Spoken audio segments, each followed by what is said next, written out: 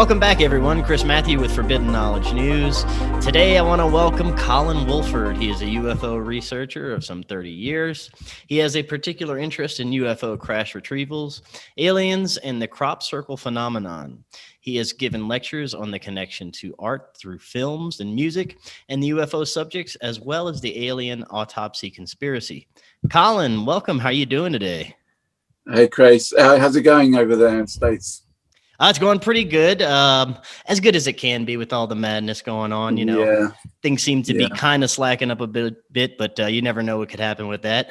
But I'm definitely looking forward to meeting you at the conference. I had a great time with you last year at the Laughlin UFO conference. I know this year is going to be even better, and you're going to have an amazing presentation.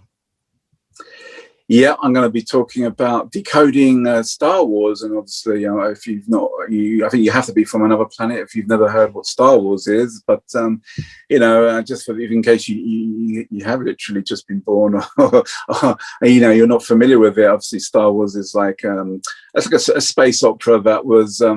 First came, it was a creation of George Lucas, a great visionary, I guess, in the same sort of mold of people like Tolkien and J.K. Rowling. These people, great art will always bring out higher truths to it. And obviously Star Wars was a massive, you have to look back at the history of science fiction, and a lot of people involved in the UFO subject may be, or rather people who are only interested in science fiction. I do find science fiction as a good bridge to the UFO subject. But yeah, Star Wars was released on May 25th, 1977 in the United States. It actually didn't come over to the UK until like some 6 months after that, a period of time. But it changed the world in so many ways because it's brought up such a huge, it's still one of the highest grossing movie franchises of all time, of course. And there's much debate about the prequels, the sequels, but I can't be addressing most of that. But really the main trilogy, which is like that period of Star Wars, A New Hope, The Empire Strikes Back, Return of the Jedi, and its connection with the UFO subject, which, it sounds like an obvious thing, maybe, or maybe not so obvious for people, because obviously people don't think that there would be a connection to the UFO subject. But really, in hindsight, how can there not be? Because, even the name itself implies a war amongst the stars, and you only have to look at things like them, the Sumerians, the story of, what's interesting is, like Zecharia Sitchin, literally a year before Star Wars came out, was bringing out his book, The 12th Planet, which dealt with the Anunnaki. And I guess one of the main parts of my talk will be, I'll be referring to how that was encoded into the Star Wars films with, the character Anakin Skywalker. And there's a lot more to talk about that sort of issue.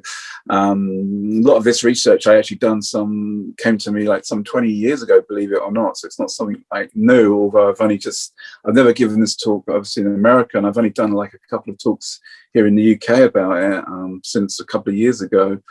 But there's a lot more to Star Wars than meets the eye, especially in regards to the UFO subject, its connection to some of the more well-known different star nations. I would say if you're interested in things like the Pleiadians, the Sirians, and I'll be presenting that, and also a number of codes that I've found encoded into parts of the films, which are relevant not just to today, but our past and also our future, which I'm going to make people who attend this talk at the UFO Mega Conference aware of, and I think you'll find it very interesting.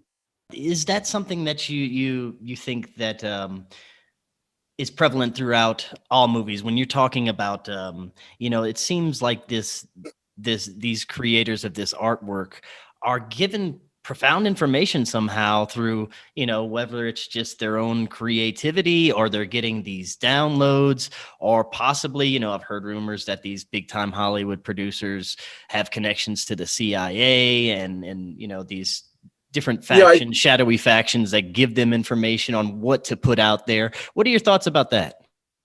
That's very interesting. Yeah, I'm sort of, regarding the CIA connection, I'm a bit skeptical on that side. I do feel like these, as you say, is a more general download, and that people are, in a way, it's the same sort of thing that people get through music or writing a book. It's a form of channeling for me. So you can argue about where they're getting this information from. Is it past lives? Are they actually in touch with something from behind the veil that is actually given the ideas for these stories? But I just find that these are works of art. You know, it's like Shakespeare. I mean, it's the equivalent of Shakespeare for today for many people. And even if you haven't got an interest in UFOs, then you could be drawn to Star Wars. I've always wondered why, you know, more people. I do see it as a good connection that, you know, like you have this cosplay thing in America, which is huge, and there is a kind of bridge even here. Like sometimes we'll have conferences which will have some props from sci-fi films, but I find it interesting that there's a much stronger link than maybe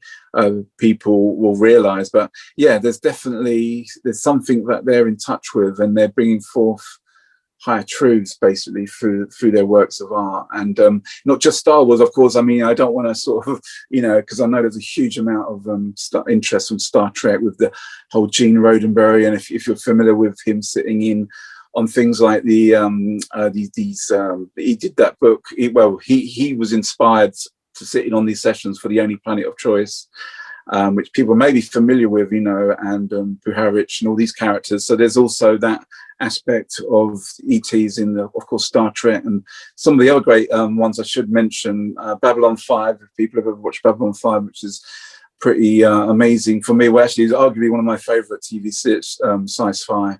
And the connections there with ufology, again, is fascinating. Things like Stargate. I've just been watching, and I have never watched it before, and I'm not a massive I've seen all the Star Trek films, but I've just been watching, by synchronicity, a bit of Star Trek Enterprise, the third season of that. And there's very much some interesting things on there I could talk about as well. But yeah, Star Wars, whereas mainly where my main talk will be at, and maybe we'll have some questions about other sci-fi related stuff at the end there if people want to talk about that.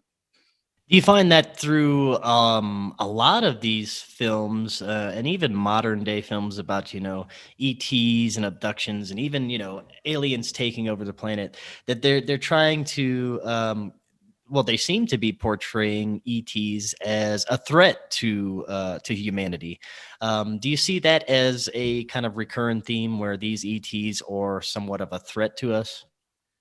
I would say more on the standalone films, like things like Independence Day, which I did find very sort of offensive and sort of xenophobic to that sort of alien sort of interaction. But the real story arcs and things like Babylon 5, Star Trek, the overall trilogy of Star Wars, and even bits in the prequels, and even the sequels, I find it much more exhilarating because there's a much more depth there. Whereas, some of these, you'll usually find the more xenophobic alien attacks type things or in one-off films, with maybe the exception being like films like The Day the Earth Stood Still, which is obviously seen as one of the great sci-fi films in regards to giving a message out regarding, the UFO subject. But sadly, there is still that whole horror thing. And there's actually if anyone's commenting why I'm wearing this T-shirt, you might realize what that connection is to the Star Wars. But there is always the element that there is sort of a fear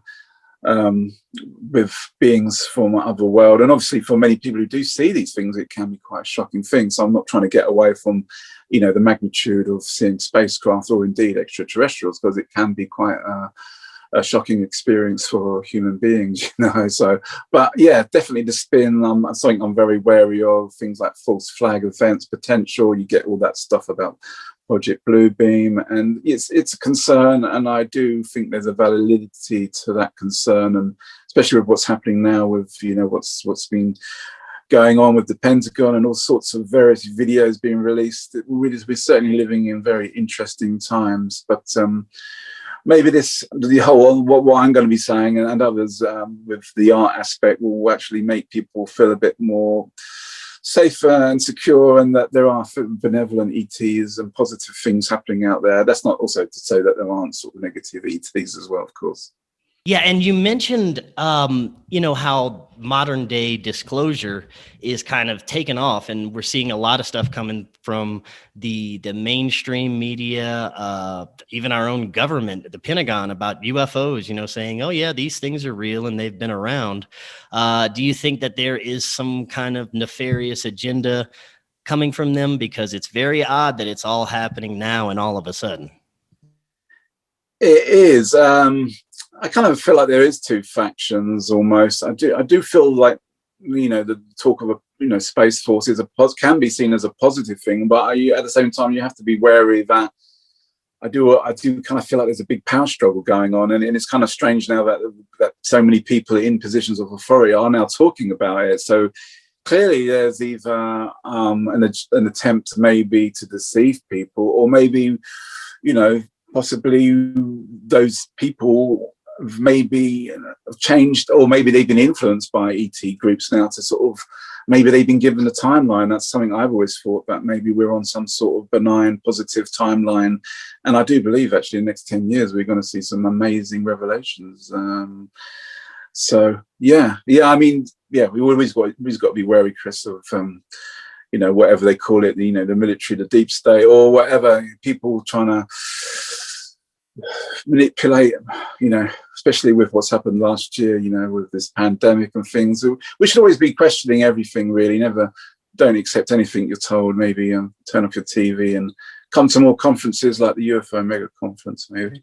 Definitely, maybe yes. you'll find out more truth there than you will sat at home watching TV. I know that much. Yes, and you'll definitely have a lot better time and be surrounded with better company.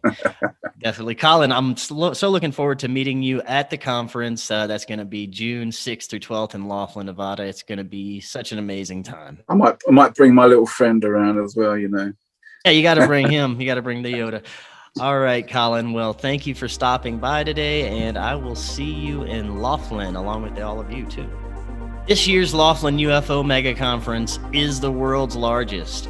It's going to feature 35 of the world's most incredible scientists, researchers, and contactees, and they're going to be presenting the most incredible information and disclosures over 7 days. There will always be only one presentation at a time, so you don't have to miss anything. You can now register for the full week, for a half week, or even by the day or session. And not only is there going to be over 35 amazing presentations, you're going to get a skywatch, you get to meet and greet with all these amazing presenters, exclusive film screenings, and much more. Go to the website LaughlinUFOMegaconference.com right now and register. Last year's conference was awesome. It was absolutely amazing, and this year's is going to be even better. So join us for an incredible 7 days of education and disclosure. The Laughlin UFO Mega Conference.